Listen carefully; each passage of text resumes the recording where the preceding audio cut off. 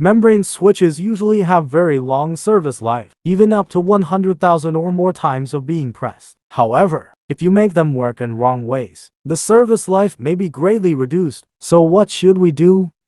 First, working conditions. Even if membrane switches are waterproof, you need to keep them dry as much as possible, which can effectively extend the service life.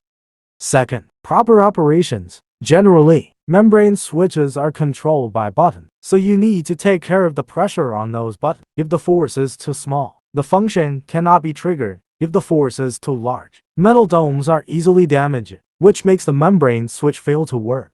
Third, daily maintenance. Membrane switches are usually multi-button and multi-functional products. There are always a few buttons that aren't often used. Therefore, these buttons need to be debugged and maintained occasionally. Daily maintenance ensures good quality of membrane switches. JRPanel has rich experience in customization and production of membrane switches and graphic overlays. Welcome to contact us and place an order.